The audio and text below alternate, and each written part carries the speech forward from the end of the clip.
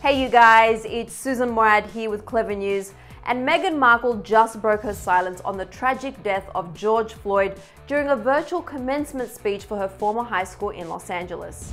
Meghan surprised Immaculate Heart High School students with a 5-minute address to discuss the Black Lives Matter protests, George Floyd's murder, and her own history as a biracial woman growing up in California. The former Duchess of Sussex started off her speech by getting emotional and saying, quote, "The first thing I want to say to you is that I'm sorry. I'm so sorry you have to grow up in a world where this is still present." So I am sorry that in a way we have not gotten the world to the place that you deserve it to be. Meghan, who recently moved back to her hometown of Los Angeles with Prince Harry and their 1-year-old son Archie, also recalled her memories of growing up in LA. She spoke about living through the riots after the extreme police brutality against Rodney King back in 1991. The riots took place the following year in 1992.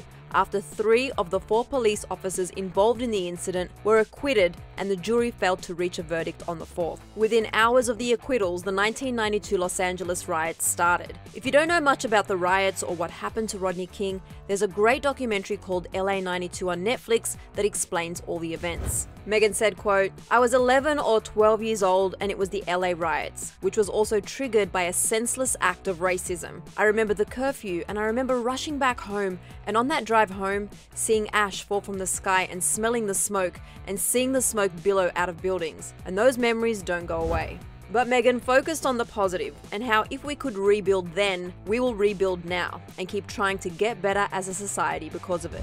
Well, you know what? We are going to rebuild and rebuild and rebuild until it is rebuilt. Because when the foundation is broken, so are we.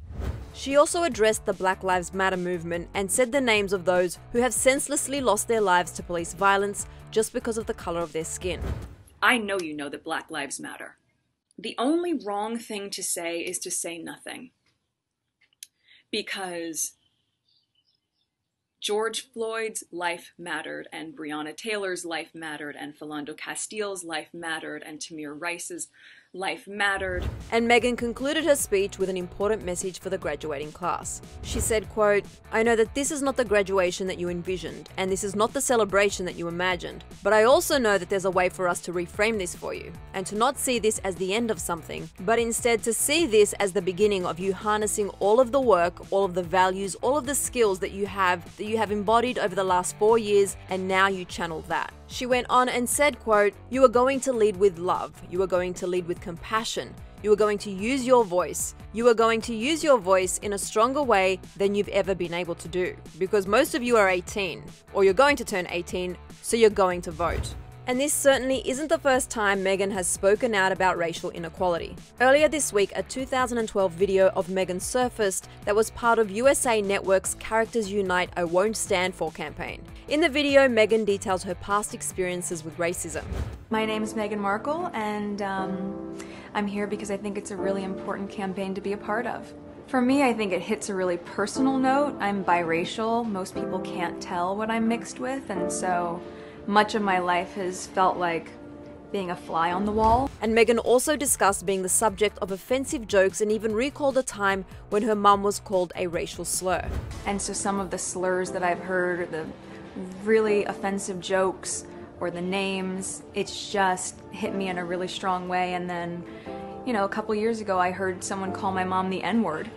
So I think for me, beyond being personally affected by racism, just to see the landscape of what our country is like right now, certainly the world, and to want things to be better. And according to Meghan, it wasn't until she began traveling the world that she realized how skewed people's perceptions of race could be.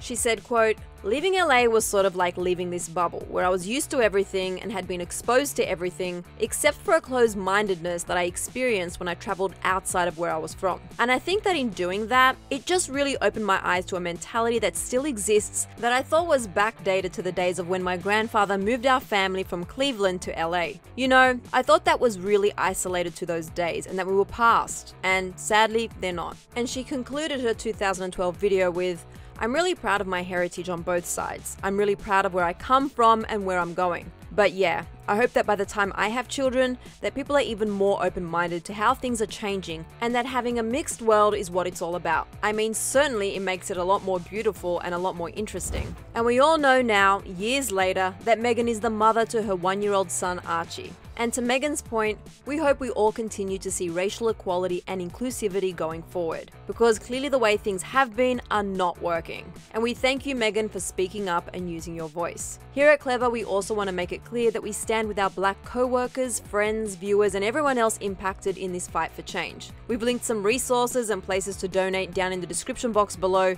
and we will continue to cover these stories and have these conversations because this is just the beginning. Please take a moment to click right over here and watch this video as to why this movement is so important to us here at Clevver.